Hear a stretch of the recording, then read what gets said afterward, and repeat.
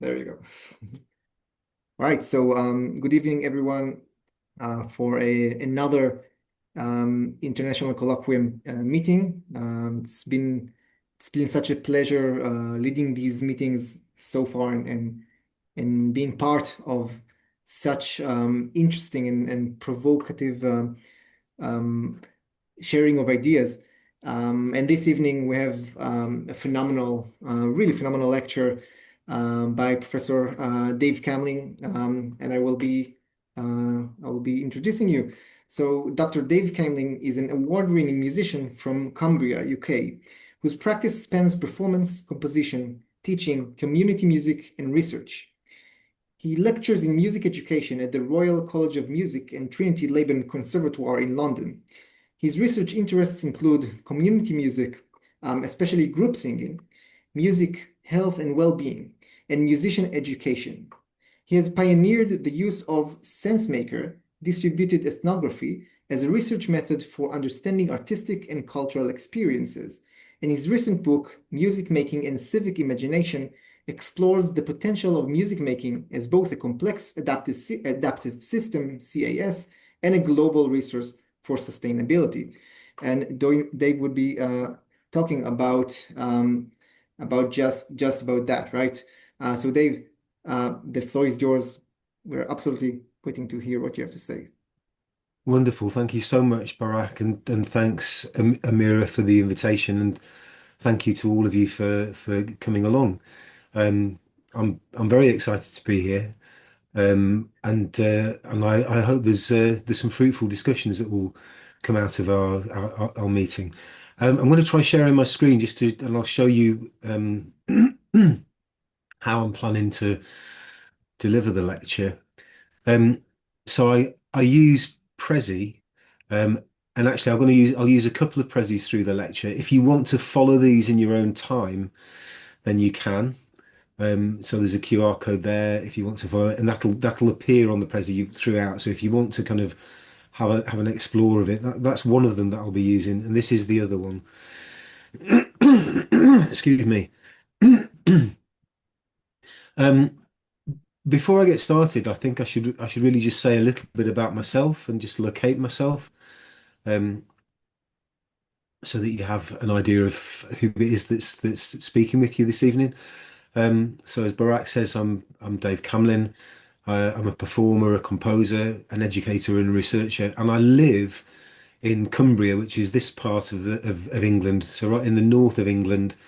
And my practice, because it's where I live is a very rural part of the UK, the large landmass, very beautiful part of the world. A lot of my musical practice is outdoors, and a lot of it is also community based and participatory.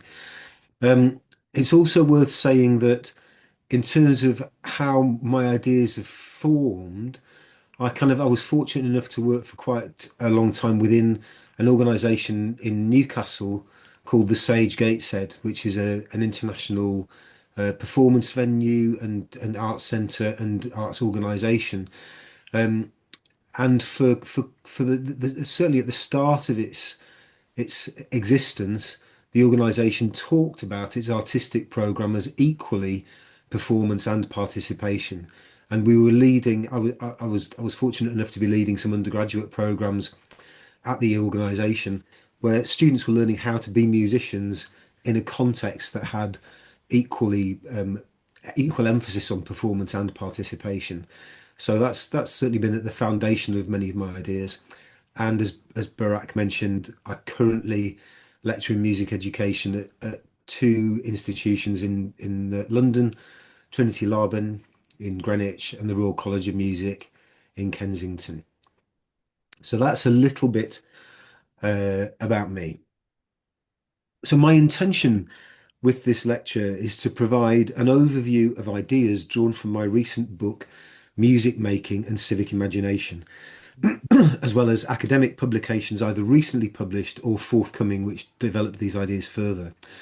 Therefore, much of what I have to offer today will consist of weaving together short extracts from the book with broader observations to present my ideas as succinctly as possible.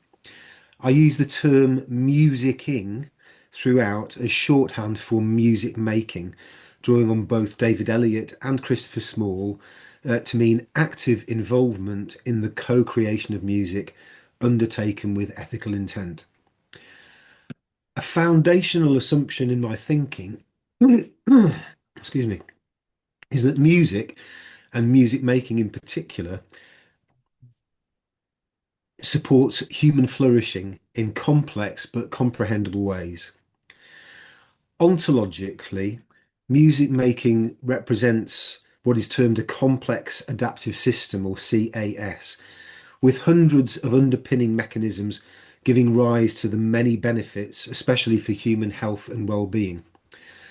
These mechanisms can be categorized as psychological, biological, social, and behavioral processes that operate at individual, group, and societal levels. And while this catalogue of mechanisms is not comprehensive, the sheer number of potential mechanisms and the variety of possible relationships to other mechanisms illuminates musical experience as a profoundly complex phenomenon. It's worth remembering that the mechanisms identified by Daisy Fancourt and her team are purely those which characterize the relationship between leisure activities and health, and do not include the many musical mechanisms which are also at play. For example, synchronization or dissonances of pitch, rhythm, timbre, articulation, complexities which Charles Keel describes as the participatory discrepancies between those aspects which give music its vitality. Furthermore, even though musical experience is predominantly a group experience, most of the mechanisms used to understand it are centered around individual experience rather than any group effects. Some cultural theorists believe that by focusing on the individual, we have been working with the wrong unit of analysis. Apart from anything else, the notion of the individual is ontologically and semantically indeterminate outside of a social context. If the experience of human connection is an interpersonal one, we need ways of understanding those experiences which account for the complex ways in which meaning is negotiated and experienced between individuals, which is to say, neither at the level of the individual nor at the level of the group per se, but rather in the spaces in between.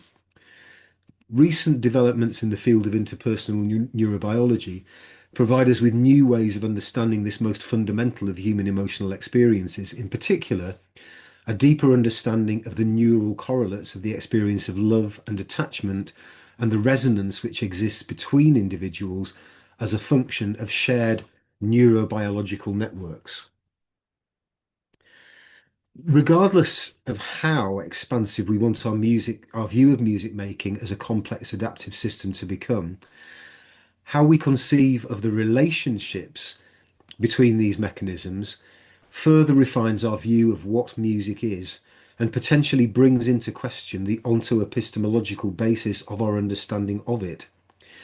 If we view music's complexity as a mixture of mechanisms, each individual mechanism having a causal effect on all of the others, then musical experience can be understood primarily by deepening our knowledge of each individual mechanism and the ways they interact with others.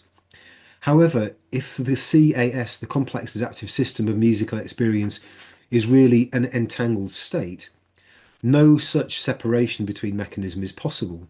Viewed in this way, musical experience is best understood as a gestalt, where the various underpinning mechanisms must be understood as a single entity because they operate intraactively.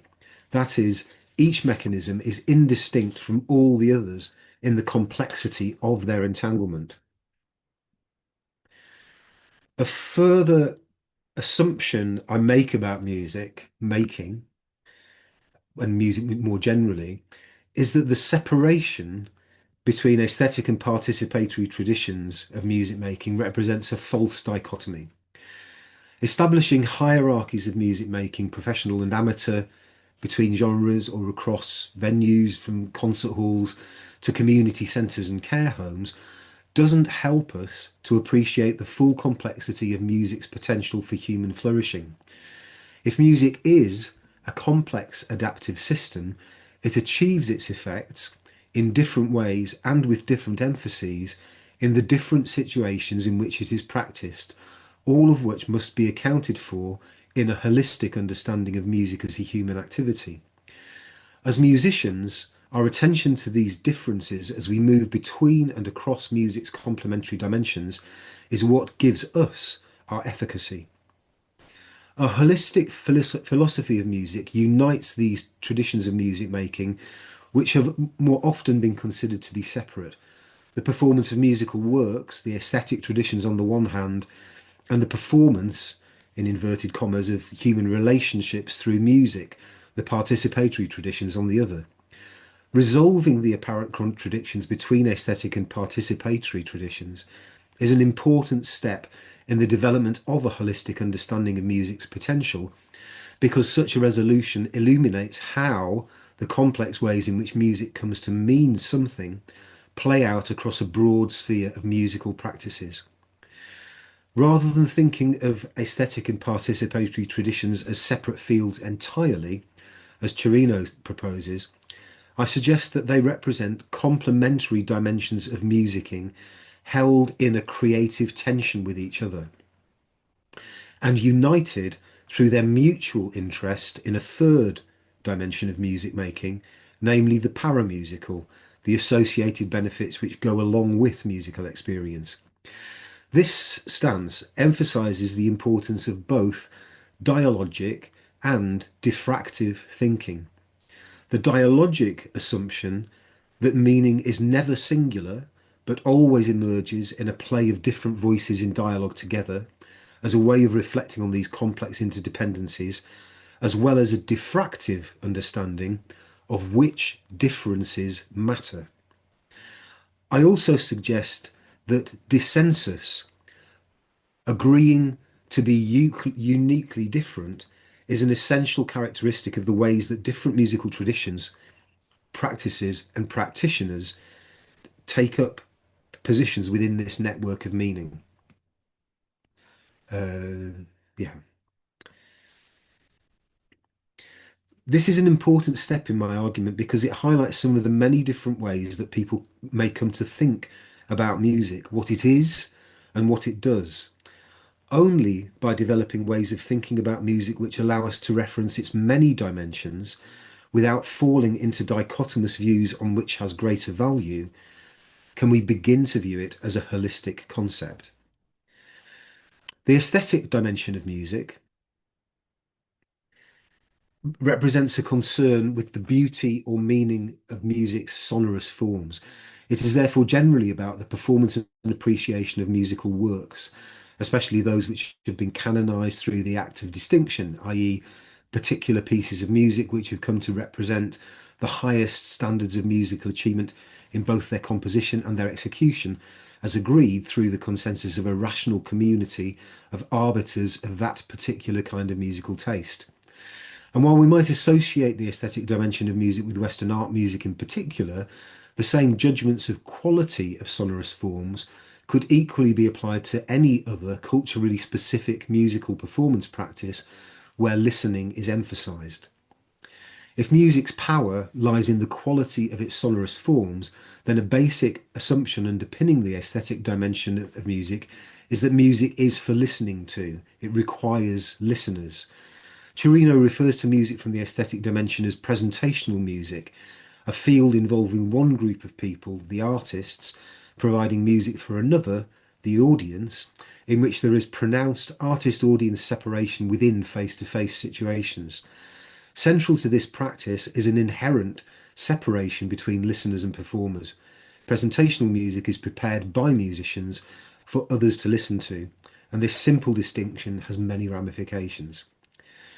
If the purpose of musical activity is for a group of performers to realise a particular aesthetic effect for the benefit of attentive listeners, then a number of further assumptions follow. Firstly, that musicians need to be skilled at manipulating and organising sound, which implies that technical skills are therefore the foundation of good music making. A logical conclusion of this line of thought is that virtuosity is therefore the benchmark and quality standard of musical excellence. Whereas in the aesthetic dimension model of presentational music, our attention is directed to the performance of musical works, in the participatory dimension of music, which holds that music is a human practice that is procedural in essence, according to David Elliott, our attention is directed more to the performance of relationships. Christopher Small, one of the contemporary architects of this idea, perhaps sums up this up most clearly when he suggests that the act of musicking establishes in the place where it is happening a set of relationships, and it is in those relationships that the meaning of the act lies. They are to be found not only between those organised sounds which are conventionally thought of as being the stuff of musical meaning, but also between the people taking part in whatever capacity in the performance, and they model or stand as metaphor for ideal relationships as the participants in the performance imagine them to be. Relationships between person and person, between individual and society, between humanity and the natural world, and even perhaps the supernatural world. Or as Chirino puts it, participating in music and dance is more about the social relations being realized through the performance than about producing art that can somehow be abstracted from these social relations. We might say that within participatory traditions, music is an integral part of social life, a means of expressing and performing particular intimate relations with others and enhancing feelings of shared experience, attachment, and solidarity towards other human beings. There is perhaps more commonly an integrative tension between these dimensions. Musical participation often leads to public performance, and even highly presentational forms need to widen participation, increase access, and oh, I've lost my little. Where was I going? I had it somewhere. No, it's disappeared. And broaden inclusion in order to resist becoming what Daniel Barenboim describes as an ivory tower community, which has lost a great part of the connection between music and everything else. Hence, the idea of aesthetic and participatory dimensions of music existing in a creative tension with each other recognizes the complexity of real life situations of music making, where the boundaries between these apparently discrete fields of music are often blurred or transgressed. A dialogic perspective highlights the fact that these musical dimensions call on us as musicians to attend to them both, which in turn helps us not to stay in a fixed and static relationship with either. These musical dimensions describe the dialogic relationship between presentational and participatory forms, whereas the third dimension in the model, the paramusical, accounts for the benefits which arise from musicking, from improvements in an individual's physical and psychological health, confidence, self-esteem, self-expression, and identity, through to increased social cohesion, social capital, and group identity. And while we cannot make these impacts happen, we can set about to create the conditions where they may be more likely to occur, which is a matter of carefully thinking about the activities we are party to and how they are structured. And that applies whether we are approaching music from the aesthetic or the participatory dimension.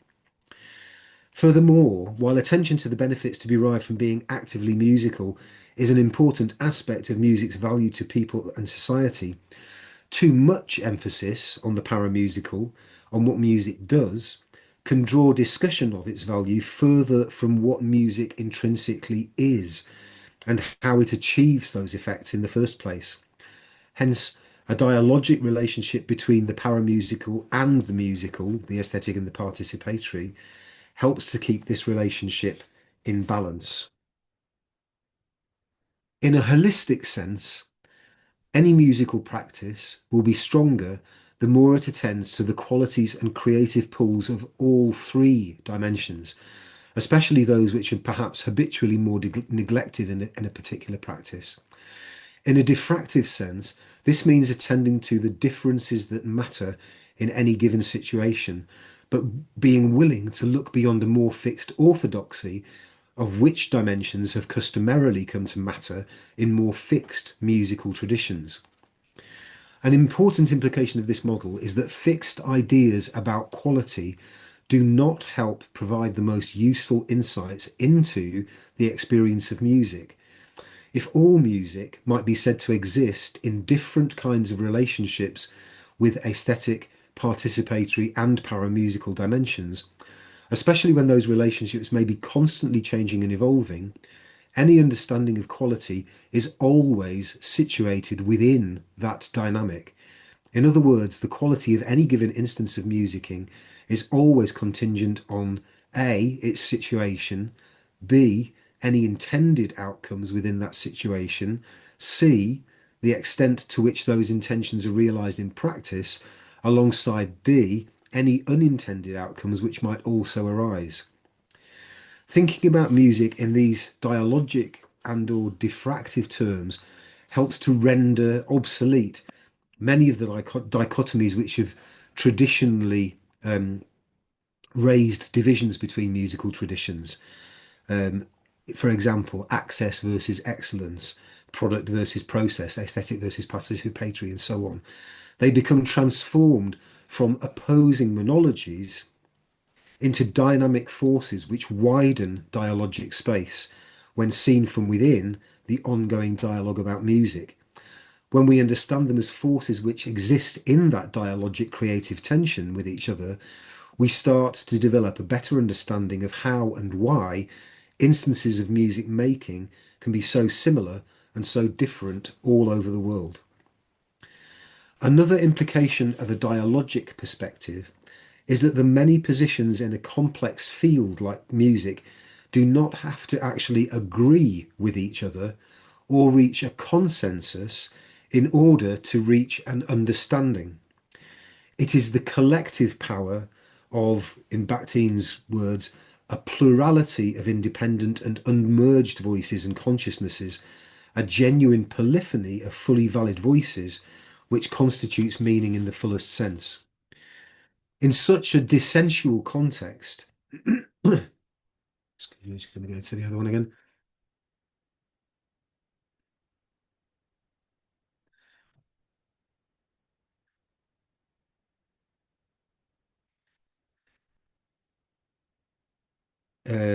To be a musician is therefore to refuse to be categorized as any particular kind of musician, but rather to be this musician, making music in this situation with these people and these materials within these cultures and traditions. Dissensus is thus an important concept for an understanding of music as a holistic praxis, as well as providing a rich territory in which different ideas about music can be engaged in a common discourse. It helps to make space for new or unheard voices, which widen not just discourse, but also the potential community of practitioners and practice, as well as the performance of musical works in the aesthetic dimension and the performance, in inverted commas, of human relationships in the participatory dimension. Music making might also be seen to be about the performance of particular humanistic values which are embedded within the activity itself. Art making in general is a site where values are expressed, reinforced, illuminated, or championed, and also a site where such values can be questioned, contested, challenged, and replaced.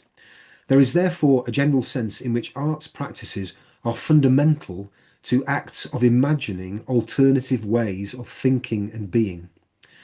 Artistic expression is often a way of expressing values which might elude linguistic expression or which question existing orthodoxies by expressing paradoxes and highlighting alternative ways of seeing, calling up alternative visions of political existence which stimulate the civic imagination. In other words, art uses metaphors to inspire people to think differently about their reality, an essential step in mobilizing the civic imagination. However, music making is not just a metaphor for imagining alternative ways of relating to another, but more literally a site where such relationships can be enacted.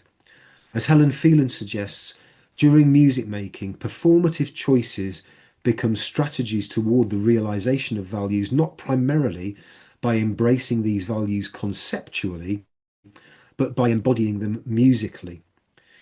Humanist values express the mutual obligations and responsibilities to our human kin, to those who are like us, by dint of sharing a neurobiological identity as members of the same species. Such obligations and responsibilities limit individual freedoms, the freedom to, by appealing instead to the mutual interest of universal themes such as rights, which extend to all members of the species. These attitudes, the reassertion of the need for new universal values in the sense of interconnectedness among humans on a worldwide scale, limit the extent to which inequalities can multiply and therefore represent a more sustainable way of developing human interests.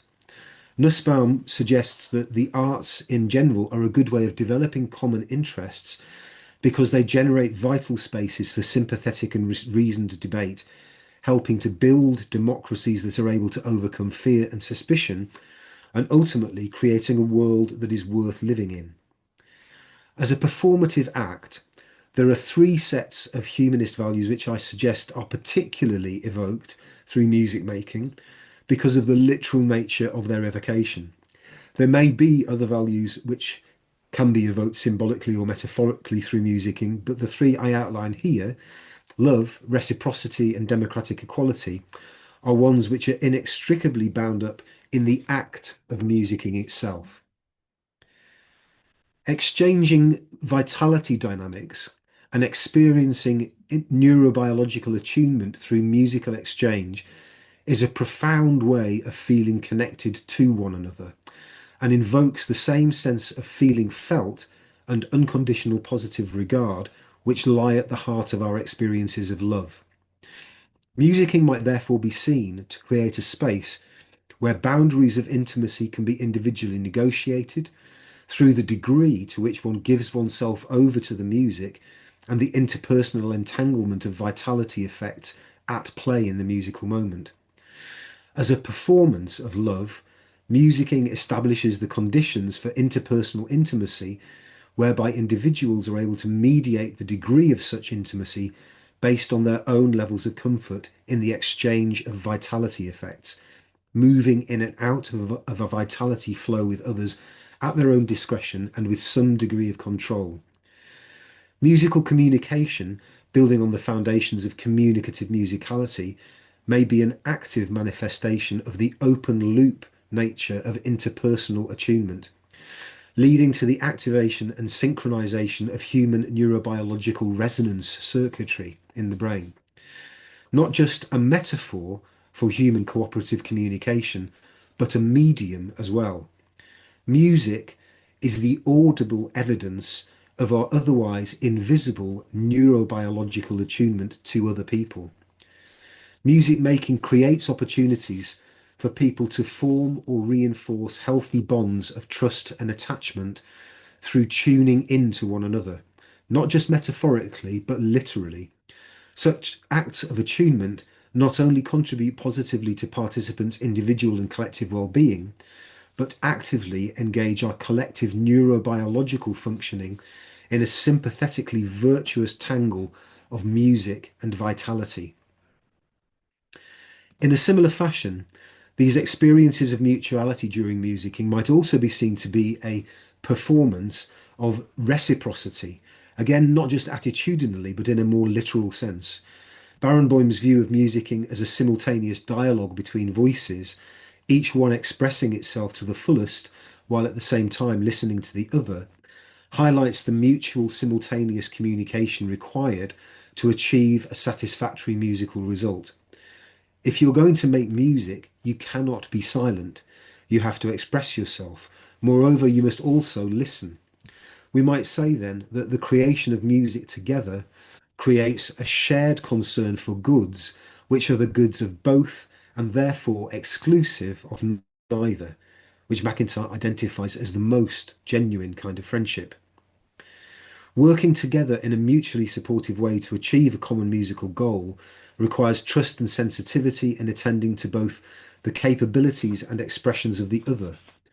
In performing reciprocity, musicians come to experience what it means to be involved in reciprocal exchanges where the goods which are created could not be achieved in isolation or by competing for them. Musicking therefore represents an experience of the benefits of transacting within a gift economy, where exchanges of vitality given mutually and interactively give rise to tangible mutual benefits. This principle of reciprocity, of not just refraining from causing harm to the other, but actively supporting their actualization in and through the actualization of oneself, is a foundation of all ethical traditions. A further value which is evoked in some music making situations, in particular non auditioned ones, is that of democratic equality. When people have different starting positions for a collective endeavour, the end result is most satisfying when everyone has been able to participate in the realisation of that shared goal. In a non auditioned music ensemble, having different roles, which are all essential to the realisation of the music, but which differ in terms of their complexity, ensures that the most accomplished and the least experienced play an equally integral part in the resulting music. In turn, this ensures that the musical experience provides opportunities for all parties involved to develop their skills and increase their confidence. If the difference between these roles grows too wide, the music ceases to work as music. So it is in everyone's interests to keep the principle of difference wide enough to keep the music exciting and engaging, but not so wide that the music becomes unstable. In this way, we might see that musicking, especially without audition, might therefore be seen as an exercise in democratic equality, where the collective ambition of the group cannot be realised at the expense of the development of its least musically accomplished participant. My argument about music making as a form of civic imagination hinges on the notion that the performance of these humanistic values as a foundational part of collective musical expression creates spaces outside of the constraints of everyday life, where different kinds of human relationships are able to emerge and be nourished. Civic life in this period of human history is all too often characterised by competition and, in many cases, outright conflict for resources, chiefly to drive capitalist ideals and ambitions. However, the musical moment is one that cannot be commodified in this way, existing as sounds in the air which dissipate as the music finishes. Of course, performances of music can be commodified through concert tickets or through recordings of those performances, but the essence of the music, the diffractive patterns of waveforms produced by the musicians in the air and within the bodies of all present, can neither be bought nor sold. These magic moments where mutuality, trust, and a concern for the other, their expressions, their actualization, their flourishing, are essential to a successful collective musical outcome. I know that there are many examples of such musical harmony in your part of the world, despite the many conflicts which customarily fill Western news bulletins about the Levant. The East West Divan Orchestra and the Jerusalem Youth Chorus are two prominent cases which come to mind, where Israeli and Palestinian musicians unite to produce a collective expression of musical feeling. And I know that there will be many more such examples at a grassroots level where music is the means for people of opposing political views to find a place of mutuality and trust. And this is what I mean when I describe music making as an act of civic imagination. It represents a way for citizens not just to express a desire for the world to be other than it is, it provides a medium for actually experiencing what this other world might feel like, founded on values of love, reciprocity, and democratic equality.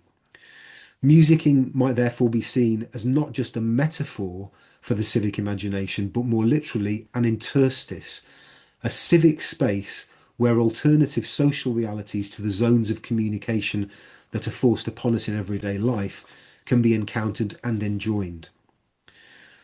We can also consider this way of thinking about music making as a form of social ecology, a way of addressing some of the ecological problems uh, which also face humanity. Social ecology takes as a foundational assumption that capitalism fosters attitudes of competition, exploitation, and domination, which have extended beyond human relations to the natural world. Our struggle with each other is the source of our struggle with nature, says Murray Bookchin. This struggle with nature has led to significant negative impacts on the Earth system, and what some geologists now refer to as the Anthropocene epoch, a period in Earth's geological history defined by the impact of human activity on the Earth system. This position has two important implications. Firstly, that nearly all of our present ecological problems originate in deep-seated social problems, and consequently, that solutions to ecological challenges must also therefore be social, at least in part. The way human beings deal with each other as social beings is crucial to addressing the ecological crisis. As a way of fostering ethical human connection, music making might therefore be viewed as part of a social solution to ecological problems. The values of love, reciprocity, and democratic equality, which are animated through music making, are important ethical foundations for a more equal society, as well as a more sustainable cohabitation of the earth, especially as, from a One Health perspective, human health, animal health, and planetary health are intimately entangled. And this is what I refer to as terrapolitanism. There is only one earth, one terra firma. And unless we are able to find ways of living more sustainably together, we risk damaging the Earth system so irreparably that we make the planet uninhabitable for future generations and other life. A terrapolitan mindset acknowledges the importance of our dependent relationship to the Earth system and calls upon us to take action locally with the precarious nature of that global relationship firmly in our minds. Music making in and of itself may make little impression on climate change, but the values animated through music making, love, reciprocity, democratic equality, will support a more sustainable future. Heretical as it may sound, I am no longer convinced that a world based on the orthodoxy of the nation state as the de facto unit of political organisation is actually the most just or the most sustainable way of cohabiting the earth. As we see democracies around the world morphing into oligarchies on waves of populist hubris, it is clear that politics is moving from the sphere of economics to the more slippery world of culture. Environmental concerns become part of this culture war rather than being taken seriously as the existential threat they are, while those with excessive wealth operate comfortably outside the sphere of national interests, which constrain the impulses of less wealthy citizens, for example, paying proportionate taxes, ethically monitoring one's carbon footprint, being bound in relationships of mutuality to one another, facing justice for trespasses against others. The global orthodoxy of nation states suits the super rich because they are able to sustain cosmopolitan lifestyles largely free from these constraints, all while the planet heats up to unsustainable levels. A world infused with values based music making points to a different global system altogether, rather than cosmopolitan attitudes which foster inequality, division, domination, and exploitation. A terrapolitan attitude towards human existence emphasizes two dimensions equally strongly: the importance of fostering local unity and action in the face of global challenges and ecological precarity. Music making is one of the few ways open to us to experience what such a world might feel like in practice. Of course, there are problems with this idealistic view of music making, not least of which is the possibility that acting out of a belief that music can save the world might be a good way of avoiding taking more direct action to limit the damage caused by human activities on the Earth system. My argument might simply be a convoluted way of justifying why it's okay to be a musician while the world burns. In a similar vein, believing that music making can provide solutions to intractable global political and ecological challenges might seem fanciful and hopelessly utopian. However, that is rather the point of utopian thinking. In a world which often seems hopeless to many in terms of the prospects of human flourishing or even mere survival, there is a pressing need to imagine the world otherwise.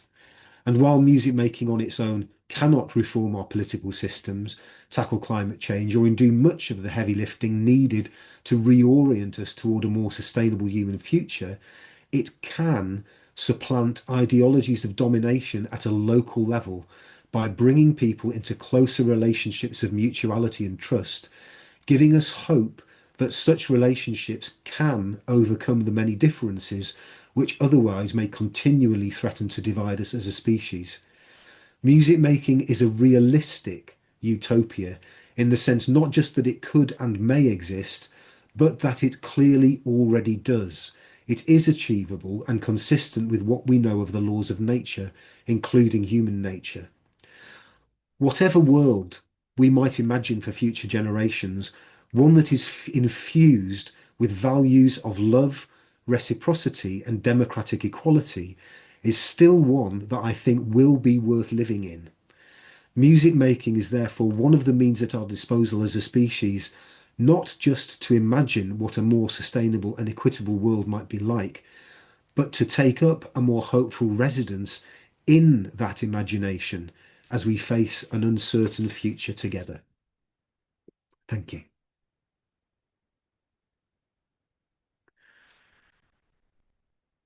Thank you so much, Professor Camlin, for such a well, thought-provoking, of course, but I think in our context, in our period of time, especially here in Israel, it was really moving and uplifting. I think to hear your perspective, and we have a lot to think about. So I wouldn't get into anything because I think now some really smart people that actually prepared something are about to speak. So the first responder is Dr. Amira Ehrlich.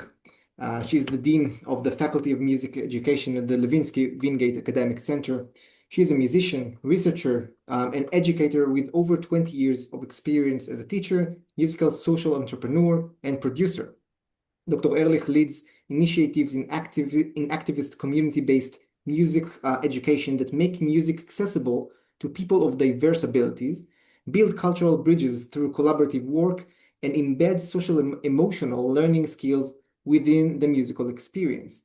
Between 2015 and 2020, she participated in an international research project in Finland, Israel, and Nepal. She currently serves as the chair of the International Special Interest Group on Spirituality in Music Education of the International Society for Musical Education, and is a steering committee member of the international organization Music, Spirituality, and Well-Being. Dr. Ehrlich promotes faculty and student exchange programs, joint musical social ventures, and leads research exploring music's contribution to well-being and social cohesion. Dr. Ehrlich, Amira, the floor is yours. Thank you very much, Barak, and thank you, Professor Camlin, for your wonderful and inspiring talk. So I will address this model that was presented. There is so much of a richness of ideas, and your ability to put all these ideas together and create a holistic model is something that is part of the inspiration that you give beyond the actual content of what you say. So I first want to begin with an expression of gratefulness for the way that you are able and the talent you have to combine ideas and to create models that are useful. And in the similar way that you say that acts of music are not just metaphorical, they are actually doing something, I also believe that scholarly acts of conceptualization and bringing ideas together and creating models are not just models. These models are a form of action. It allows us to think and it allows us to imagine. And in my response, I will reference some of the personal mentors that I've been lucky to work with, the last of which I will mention will be the Lord Dr. Jonathan Sachs, rest in peace, who was the chief rabbi of Britain for quite a few years. And so what does that have to do? What does he have to do with music and all of these wonderful ideas that Professor Camlin introduced? The model of integrating aesthetic, participatory, and para-music dimensions, which was presented, was a holistic model. And this holistic model actually resonates and extends ongoing scholarly debates in music education and in community music, at least from the 1980s and probably way back. Tracing this timely articulation of music and civic and ethical possibilities, I find myself drawn back all the way back to John Dewey in many ways, as previous scholars have done as well, including David Elliott and Heidi Westerland. Professor Camlin actually is inspiring in one of the ways that it chooses to move beyond the aesthetic and praxical binary that dominated so much of music education discourse for too many years. And the way that this is done by Professor Camlin is insisting on a dialogic interplay between the presentational and the participatory dimensions. And these are mediated by the paramusical. If you allow me for just 1 second to introduce a Hebrew term of the paramusical and to raise the question to the other scholars who have joined us today, if Professor Camlin's use of paramusical, can it be translated only as chutz musicali? Chutz musicali in Hebrew may be more as the non-musical, and rather this is a new term, the paramusical. And the way that the use of paramusical as a mediary between presentational or aesthetic, participatory and praxial, it creates a social and an activist framework for musical engagement. It places the human and the musical in such a holistic way that it's impossible to separate between them. And so the para-musical implies, I think, linguistically, being part of rather than external to, right? Para extra rather than separate from. And this is a very important part of the terminology that I think is part of the heart of what Professor Camlin is presenting. So the triangular model, it actually supports a situated and pluralistic understanding of musical value. And this aligns with Eliot's later work, which acknowledged both intrinsic and extrinsic. But it takes us way further, I believe, another kilometer or so ahead, because it implies not intrinsic or extrinsic, but para-trinsic. I don't know if that's a word.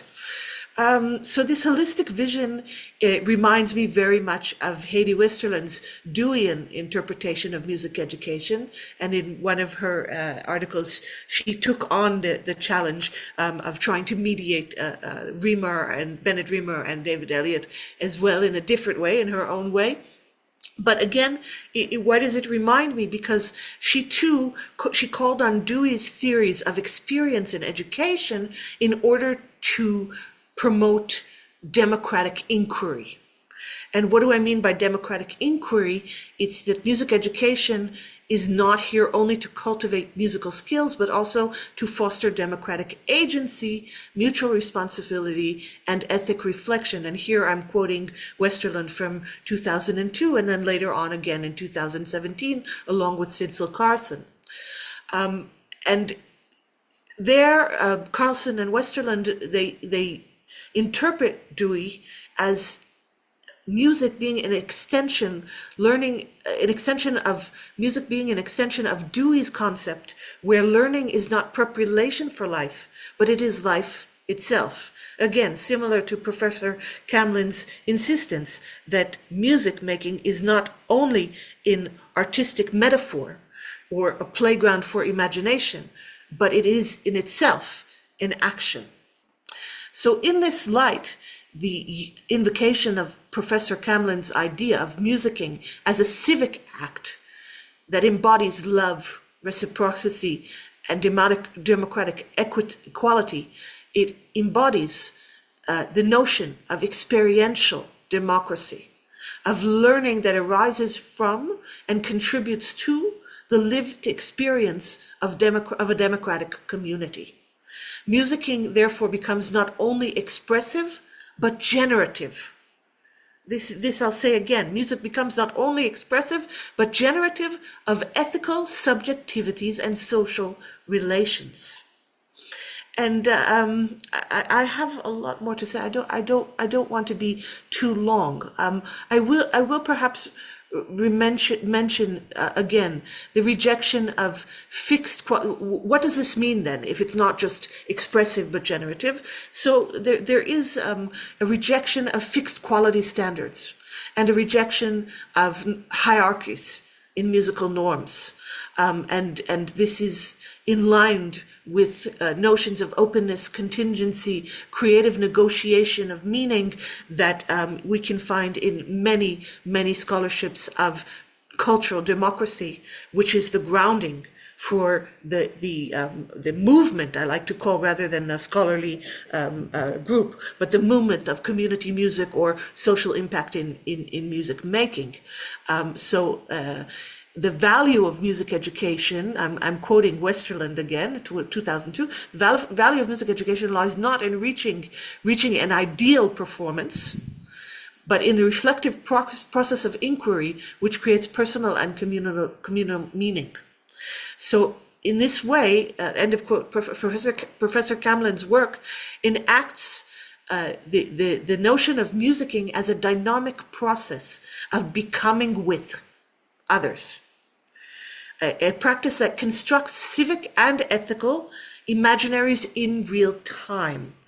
And in the way that you presented this, Professor Camlin, you negotiated the place of the individual, but also the place of the communal, which perhaps is a shift that we as a scholarly community may have to do. And at this moment, I choose to address the notion of commodification, but also of measurement, because the shift of focus from processes of the individual music making to the communal process, on the one hand, it complicates notions of phenomenological research, putting our finger on what is happening. It's hard enough to monitor or measure or, in a way, commodify what is happening in the individual and what is happening to the community or to the group while making music.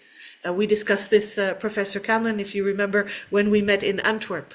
This was one of the problems that the Social Impact in Music Making seminar that I attended, and where I think first or second time met you, this troubles me till this day. That was about a couple of minutes before the COVID breakout. We were in Antwerp, and that was a discussion. Can we measure? But at the same time that we asked, can we measure, we asked, just like you asked this evening, when we measure, do we commodify? And this brings up a lot of questions about research methodology, which I bring back to my opening, why I'm grateful for your written works and for any ability to hear your lectures, because I think you bring a freshness of methodological thinking and of conceptualized models that do not only offer ways to do further research, but enact what it is we're trying to attain through this research. So finally, I will mention my personal mentor, Professor André de Quadros, who has been very active in such initiatives, as you mentioned, in Israel, between Israelis and Palestinians, and in many other places of the world. And since things have been going on in the United States, he's actually done a lot of work in the United States, Mexico as well. So, you know, where trouble arises, Professor de Quadros is one of those musicians that you described. And he writes in one of his articles on music and social justice in 2019, quote, "Music is a call to conscience. It must be practiced with a sensitivity to who is excluded and why," which was very elegantly elaborated on by Professor Camlin in his suggestion that musicking is not metaphorical, but it materially enacts new possibilities for relational life and solidarity. Finally, I come to 3 C words that I choose for my summary. And well, Professor Camlin is also C, so maybe that's coincidence or not. And these C words come actually from the writings from the Lord Jonathan Sacks, rest in peace. And he talked a lot about covenant, care, and civic responsibility. By the way, he did talk a lot about music as well, and music in Judaism, and music as a way for many, many things. But his main writings are about covenant, care, and civic responsibility. And in this way, I find echoes in Professor Camlin's ethical foundations that draw compelling parallels to the work of the Lord Rabbi Professor Jonathan Sacks, who saw community not as a contract of mutual interest, but as a covenant of shared responsibility, and the notion between contract and covenant. Sacks wrote in 2007, covenant is about identity and responsibility, about loyalty and belonging. It binds people together in a moral community. And in a similar way, Professor Camlin has described musicking as precisely such a covenantal practice, one in which individuals become responsible for and to one another through shared sound, attention, and vulnerability. And again, I will stress that in your holistic model, Professor Camlin, I do not believe we can take sound, attention, and vulnerability and categorize them easily, which they represent. Are they paramusical or intramusical? I think it's all intertwined, and that's the beauty of your model.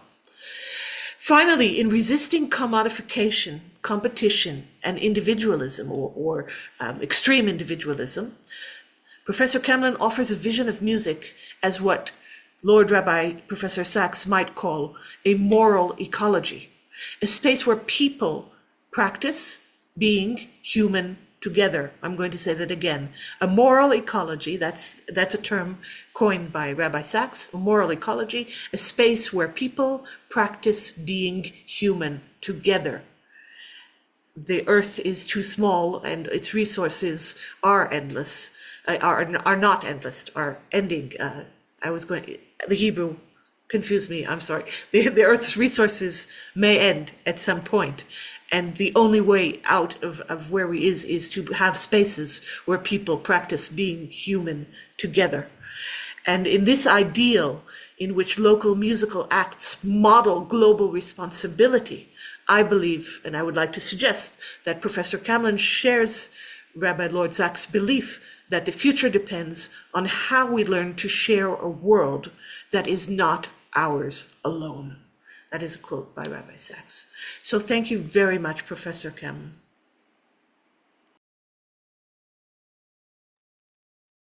Phenomenal. Thank you so much, Amira. As usual, I would ask Professor Camlin, would you like to respond first to Amira or to hear our next responder and then respond to both? I'd like to say a couple of things just because that's so moving and powerful, actually, Amira. There are a number of things that you said in there, but actually, and the last comments you made there about covenant and moral ecology resonate so strongly with me. I just want to have a conversation with you now for a long time. Um, I, the and you're right. The reference to my pronunciation will be dreadful. Who's musicali, but the non-musical. So I borrow the term paramusical from Brynjulf Stiger, the Norwegian researcher, who who rejected the non-musical as a term for trying to think about these benefits, and settled on the paramusical. And I think, and you're right. It's the right choice of word because it literally means it's the benefits that go along with the music. So these benefits aren't separate. And I think thinking about in this way, it just diffuses that boundary between intrinsic and extrinsic, and makes it clear that it's a false dichotomy. Thank you so much, Amira. There's lots to digest in there. I'm very grateful. Thank you. All right. So let's go on to our next responder. So our next responder is Yoni Garmider, and Yoni, as Amira suggests, will present himself if it's okay with you, just with a few words, and then go on with your response. So go ahead, Yoni. Hello to everyone. So first of all, I will say I'm very honored to speak after those all those beautiful words and ideas. So my name is Yoni. I'm in my second degree, and Dr. Amira is my tutor, and I practice music. I learned classical guitar and musicology. Today I'm a musician, but I'm mostly educator. I teach classical guitar and also like performance of classical guitar, but also I teach in a middle school children. I teach history and music for children who don't play music at all. So all the conversation is very moving and very interesting for me, and it raises questions from I think the practical side of how to make it happen. And some of the things that I'm thinking about right now is first of all, when I teach music for, especially for people, children who do not play music, or the practice of music is not important for them. They don't have it in their cultural DNA. They don't come with those ideas from home, from their parents.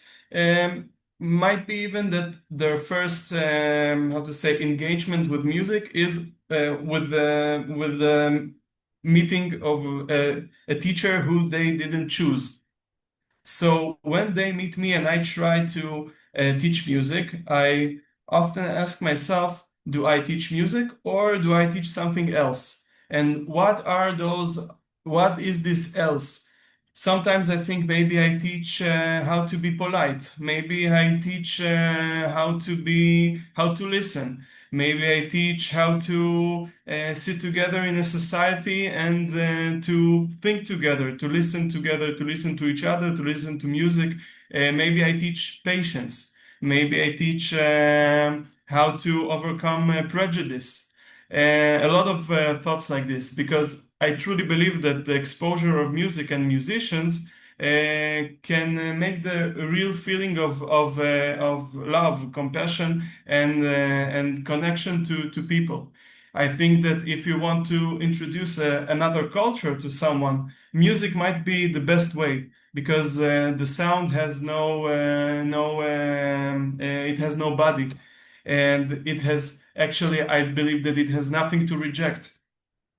From the other hand, when I want to talk about those all those beautiful things, I always encounter rejection from the children, and I ask myself, how can I overcome this rejection? How can I improve myself? Maybe throughout the how do I plan the curriculum so that it would work for me? So I won't have to fight for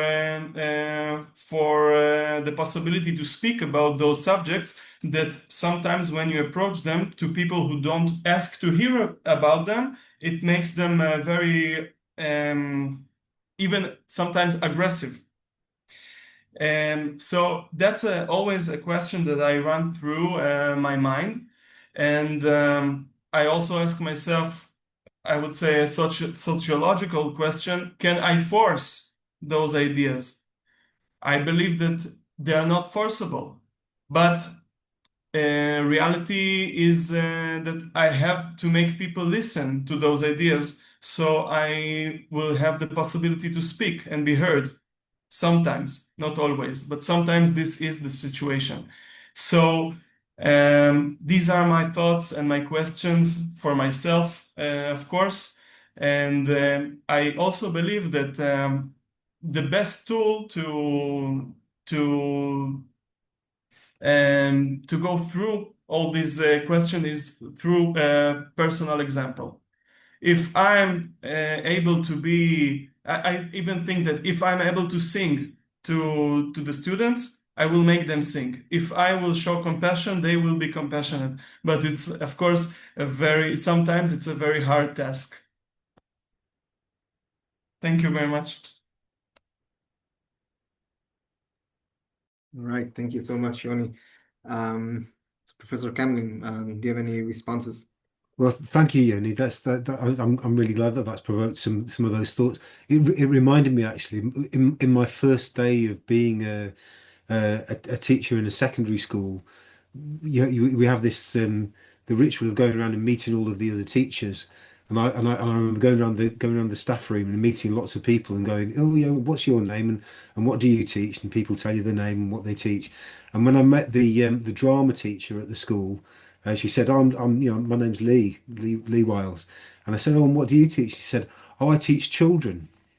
And that was on my first day of being a teacher, and it really pulled me up in my tracks and realised, oh, actually, of course, that is it. That is what education is. That it's about whatever it is we teach, whatever the subject we teach, we're teaching citizens. We're supporting human beings to be themselves, to find ways of being themselves, and the subject that we teach is only ever the medium for that. So I think it's really important to keep hold of those ideals that actually that is what you're teaching. Music is the medium, but education is much broader than that as well. Fantastic. So right now, traditionally, we open the discussion to everyone else. So please, if anybody else has something to say in response or some thought or question, please do come forward, and would like to hear what you have to say. Hi, I will be happy to first of all thank you, Professor Dave Camlin, for sharing your beautiful presentation and thoughts, and thank you, Barak, for organizing all that and this beautiful series at such high level. And so, Professor Camlin, I really loved all the ideas and how you analyze things and label the different aspects of musicking. It's really good for our awareness to be able to be aware and to have labels for the different aspects. I wrote for myself 3 questions. Maybe it's too much, but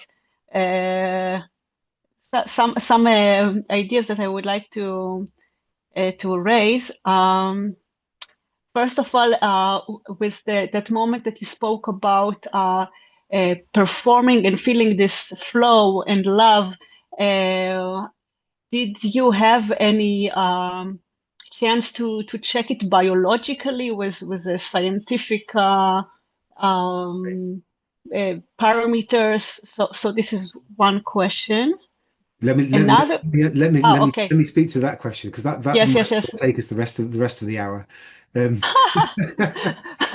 I think the reason for being interested, my interest in music as a complex adaptive system all stems from that sense. So as someone who performs as a musician, but also who leads music, it became such a common theme to hear when you talk to people about music making and what makes it powerful for them.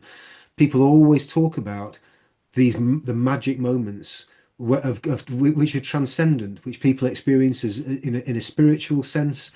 But when people most often talk about losing themselves in the music and feeling a sense of, when I write about this, I talk about it as a sense of communitas, so the sense of collective joy that comes from being part of music making. So, a participant in in a research project I did told a story. They shared a story, and as part of their story, they said, "I could feel my precious sense of self drifting away on a wave of harmony," and I thought that encapsulates the experience. And I think it's very well known. Everybody who makes music knows this experience of magic moments when we feel like the music is moving us with our colleagues into a different space, a different dimension. So my interest in research in the first instance came from that. I was trying to go, okay, so what's that? How do we explain what that is? And it led me down a number of avenues. And like many researchers, I theorized initially that, well, actually, no, you could explain this by looking at endorphins. So we know that when endorphins are released, there's a sense that people feel a sense of self other merging. So that's commonly reported when people are having an endorphin release, that there's a sense of self other merging that goes on. I say, okay, so actually, if we looked at endorphins, we measured endorphins, we would be able to understand the degrees that that's going on. And then some of the other people would say, "Oh, actually, no, I think it's probably to do with oxytocin. So when we release oxytocin, it's because we're feeling connected and safe in these nurturing." Okay, so maybe it's oxytocin and then someone else said, well, actually, maybe it's cortisol, because when we're lowering our cortisol levels, then we feel less stressed. And I would say maybe it's all three of these. So maybe we need to look at all three of these. And I started realizing actually there are a lot of mechanisms that we could look at here. And where my thinking's led me to now is this idea that we are definitely looking at a complex adaptive system. But where my approach differs from other people's is I think there are two kinds of mechanisms that aren't reflected in the literature. So in the literature, it talks about psychological, biological, social, and behavioral mechanisms that underpin music making, and the literature talks about over 600 different mechanisms. So at its simplest level, if we think of it as a complex system, we might be looking at hundreds of mechanisms that we need to look at to be able to understand how these different mechanisms all interact. My problem with that, apart from anything else, is that that doesn't include any musical mechanisms. And I know that sometimes it's the music that produces those effects as well, or the music is part of what produces those effects. It doesn't happen all the time, and a lot of the time it's within the music itself. There might be a passage in the music. I can see it within my choirs that I lead. There might be a moment within the music where people's voices and the music and the expression comes together, and that's where the magic moments happen. It's a confluence of lots of things, and the music is part of it. Unless we're looking at the music, we're only ever going to have a partial understanding of the phenomenon. But it would be very difficult to look at the music at the same time as we're looking at all of these other variables like hormone release in the moment. Hormone release is often pre and post experience, not necessarily in real time. So we'd need to refine the way that we understand hormones to be able to monitor those things. The other thing that I think isn't accounted in the literature is interpersonal neurobiology. We know that when we sing together, our heart rate variability becomes synchronized. We could look at that. We know that when we make music together, alpha wave and beta wave emissions in the brain also become synchronized. And we know that things like the mirror neuron system becomes attuned to other people's as well. So there are aspects of neurobiology that we could look at to try and understand how do these contribute to the phenomenon? But the problem, I think, is that it would be very, very difficult to try and measure all of these mechanisms simultaneously without completely destroying the thing that you're trying to understand. We had a problem when we tried to do this with it. We were trying to, we did some research into group singing, and um, we were looking at singing in virtual reality as well. We wanted to understand, do people get the same experience, these same magic moments when they sing in virtual reality as they do when they're singing in real life? And to do the experiment, we set up two choirs, and in each choir we put immersive technology, so a microphone and a 360-degree camera, so that we recorded each of the choir sessions as an immersive experience, and then gave that same immersive experience to people from the same choirs to experience the other choir in virtual reality, to see, is it the same, is it different? And what we found in both in week one of the study, when we tried to do this with the two choirs, people in both choirs came up to me at the end and said, if you're going to do that again, so what we did is we put shimmer devices onto people's fingers, and we paused the activity to do sociometric, for people to take sociometric data about how people were feeling over the course of the activity. And in both instances, people came up to me at the end and said, if you're doing that again next week, I'm not going to come because it completely spoiled it for me. I come here to feel uplifted, to feel joy, and all of this, fiddling on with all of these things and pausing everything to do ticks and boxes. It completely ruined it for me. So I won't come next week if you're doing that again. But and I know that's, it's a funny story, but what it highlighted for me is that we're looking at a complex adaptive system. And if we start trying to isolate any of these individual mechanisms to understand the phenomenon in its complexity, we change the phenomenon. So a lot of what I write about in the book is about moving along more of a quantum understanding of experience. So from a quantum perspective, we can't really separate these things into individual mechanisms. We have to look at it as a totality. And that therefore, rather than thinking, but when we need to understand the mechanisms, we need to know that they're there. But if we want to understand the totality, we need to understand that from people's experience.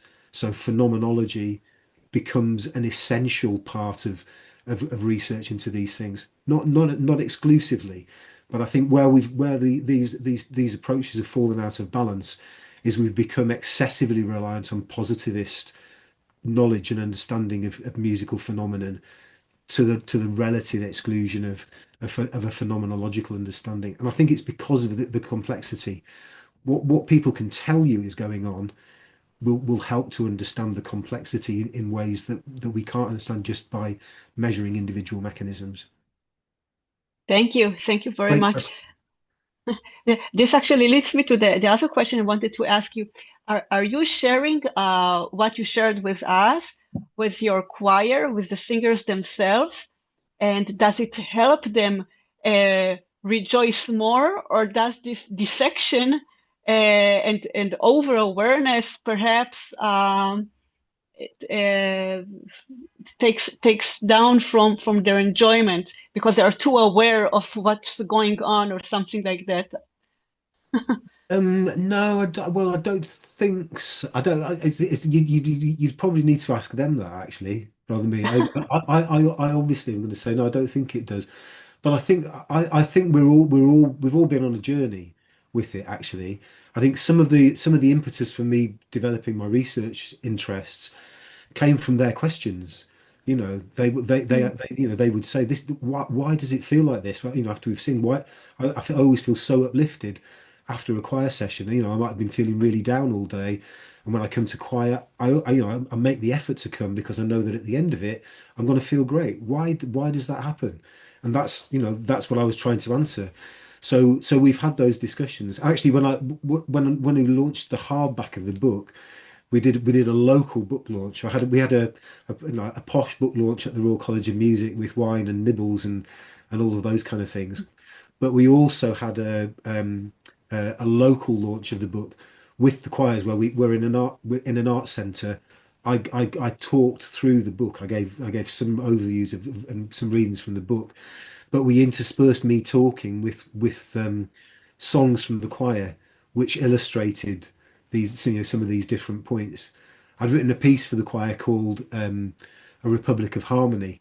We build a republic of harmony in the air. Those are the only words in the song, and it's kind of and it's semi-improvised. So, people sing the song and then we move into an improvisation and people just build Wow, with wow. harmony in the space. So it becomes, that's what we're doing when we're singing. We're literally making our own little space, our own little republic of harmony. So it's the perfect way of illustrating those ideas. And I think that, and I hope the choirs have been involved with that. I did do one of the more recent pieces. I'll put a link to it actually because you should be able to get it. Was a longitudinal study of working with the choirs, um, which was asking the question, what does it mean to sing with the earth?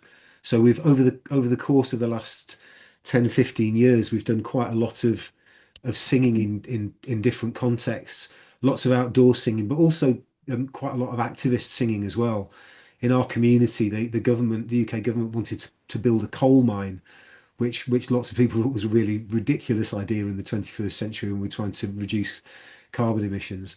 So some people in the choir, not everybody, but some people in the choir became involved in a more activist sense with it through Extinction Rebellion, being actively protesting, against on environmental issues.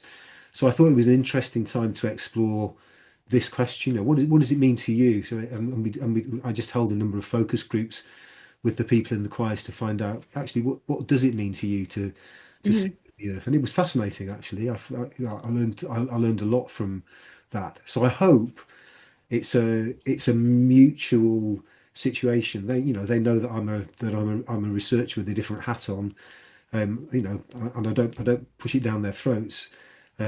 But I hope that it resonates and they understand that that's why we do this.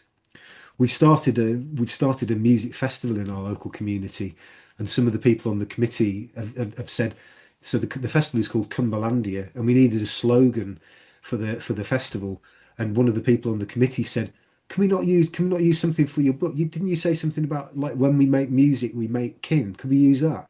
So that's become the slogan for the festival now. When we make music, we make kin. So I think, and in the book, I'm saying very much, the ideas that I play with have come from practice. These aren't things that I've imposed on my practice as a community musician. Mhm. A lot of the ideas have come through that practice and from that practice, and I honor and respect all the people that have been part of that journey as well. Interesting. So actually, it sounds like being aware to things is very much something that they are interested in their level. And what Yoni said that when he spoke about the things or put into awareness different aspects or extra musical aspects with the children, they didn't go with the flow so much. It was a bit hard for them. So maybe it's a question of maturity to be aware of processes and point of views. So actually, Yoni's experience here is interesting in this regard. And I'm also very much into improvisation and orchestral improvisation. So I love hearing all about what you're doing. My last question, I don't know if it's a quick one or not a quick one. Uh, we all agree with some, I mean, I think all of music educators feel that music can save the world in so little words. What is your experience with policymakers that are outside of music, less spiritual people, more the different other And kind of people with that's also a great question. That is also a great question, and I think at a pragmatic level, I'll do what I need to do to be able to satisfy funders or policymakers that what I'm doing, is effective. So, I apply for Arts Council funding and will use arguments drawn from literature to say, these are the outcomes that I think will occur. Um, but as well as that, I mean, I kind of I intimated this towards the end of of my lecture as well. I'm kind of less convinced now that politicians have the answers for how to save the world, and certainly over the last few years, and from a UK point of view, we've done some ridiculous, in my view, some ridiculously silly things. In 2016, we voted to leave the European Union, and I think and it's clearly it's been very damaging for our relationships with Europe. It's been very damaging for our economy, but people were misled by those things, and I think I no longer believe that politicians have the answers.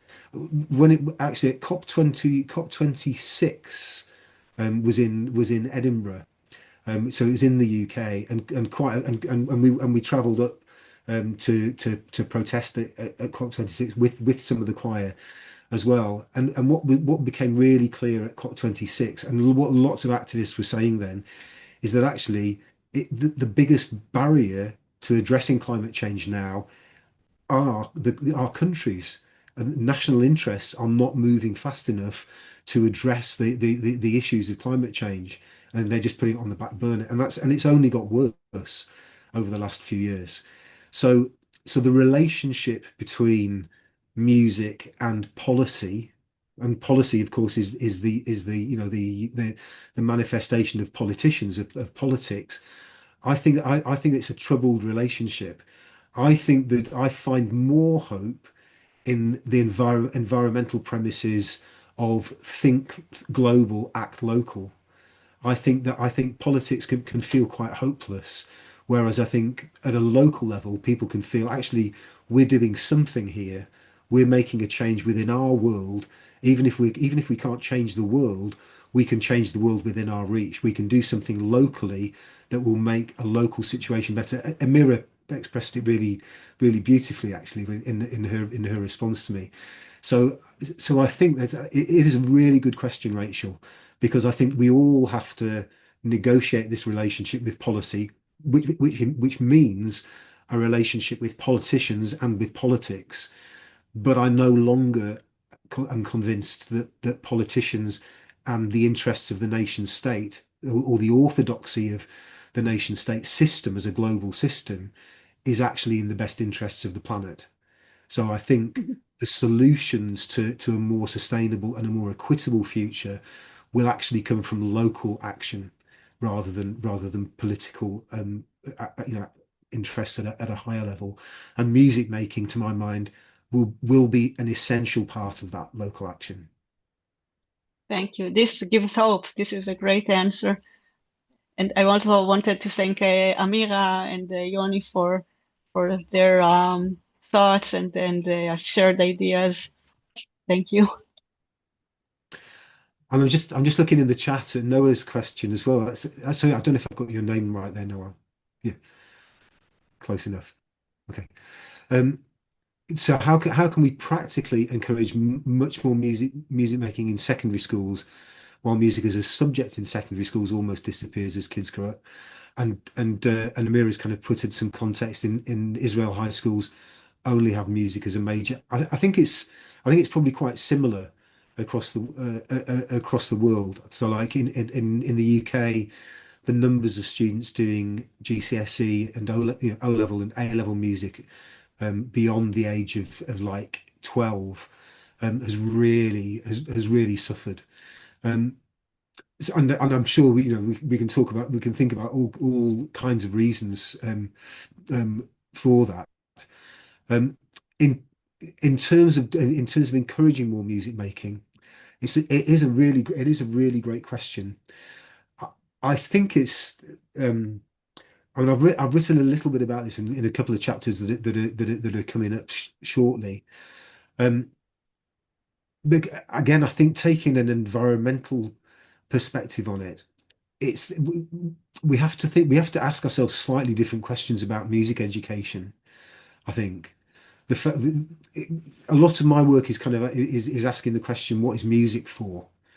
what are we going to do with it? And I hope we can use it as a resource for more sustainable ways of thinking and living and developing. But when we question those assumptions about what music is for, it means we also have to then question what is music education for.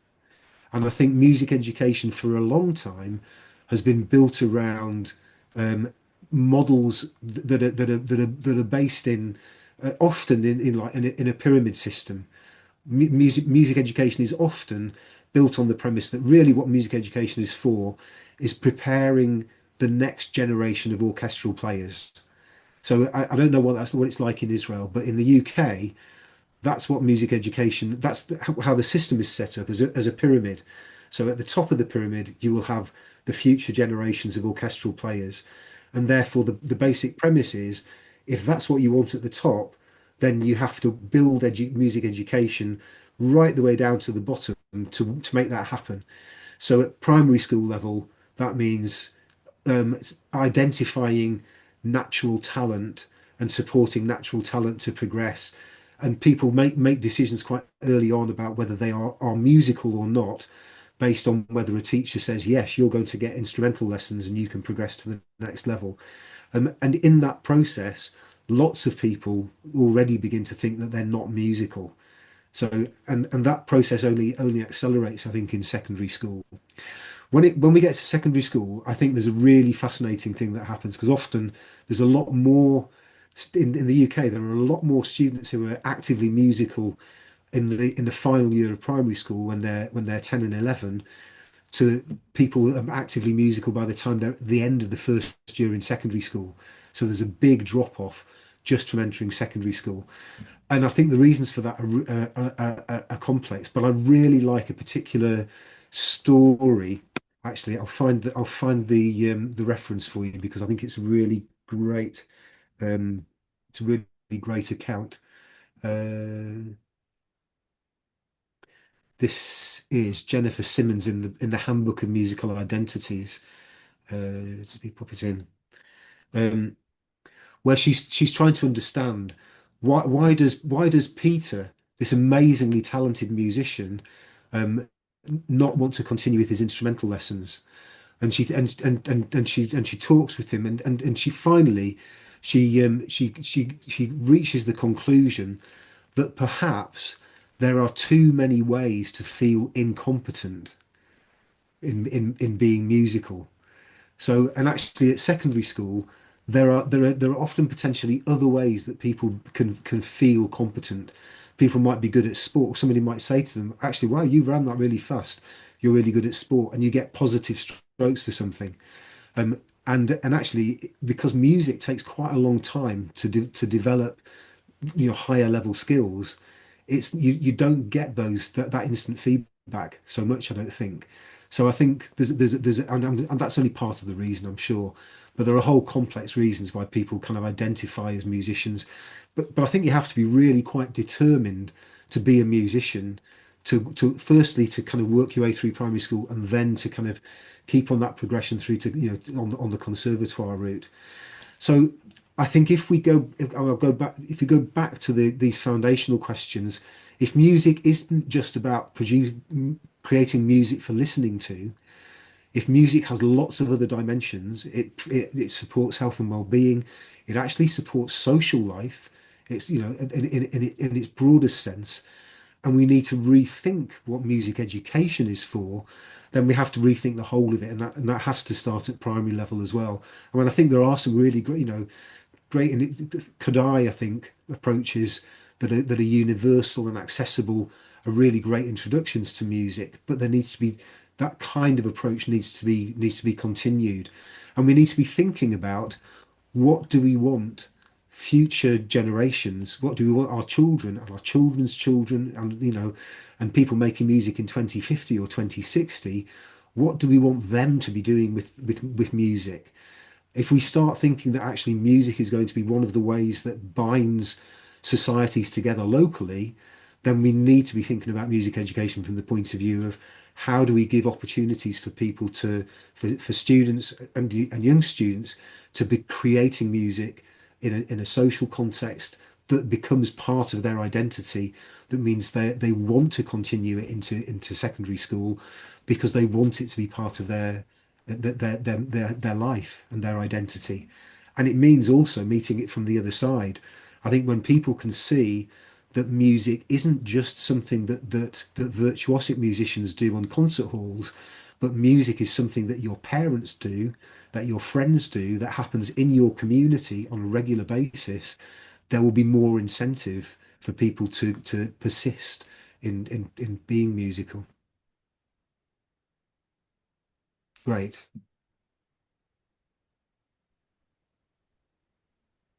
Yes.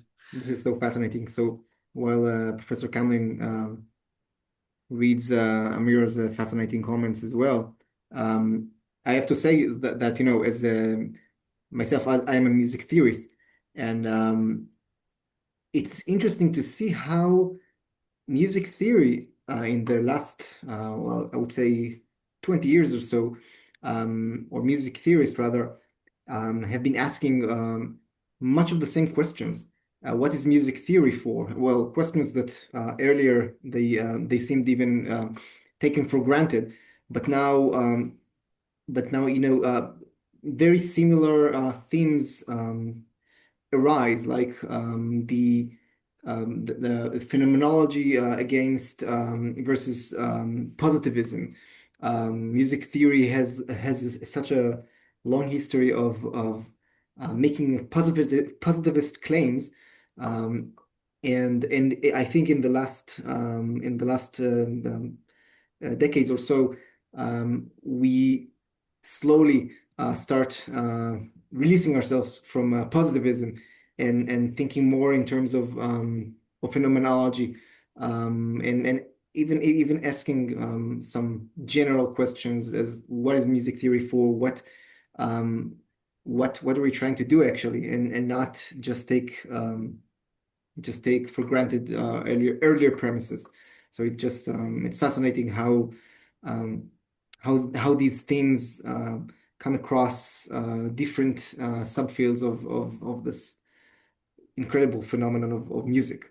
So that's my 2 cents or whatever, how many they are. Great.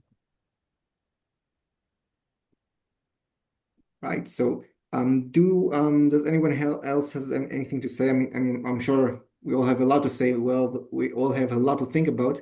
But if no one else would like to say anything right now, I think it's about time um, to finish this session. It's been an absolute pleasure. It's been so thought-provoking. It's been inspiring. And I think it is for me it evoked some hope in our world, in our country. Um, and thank you again. Thanks so much. Thank you, Amira. Thank you, Yoni, for your wonderful responses, and of course, Thank you. A special thank you to Yoni because, he's never done this before. This is his first academic public performance, and he dared to do it. So it's amazing. That's really amazing. So Great. so bravo uh, as well. And of course, thank you so much, Professor Camlin, for speaking to us and taking the time to engage with our community. It means a lot in general and in these days specifically. And thank you so much. And I hope our paths comes across very soon again in the future. I hope so. Thank you all for coming along, and thank you for your excellent questions as well. That was great. I've learned a lot today as well. Thank you. All right. So Thanks so much. thank you so much. Have a good night, everyone. Thank you. good night. Thank you. Good night. Thank you.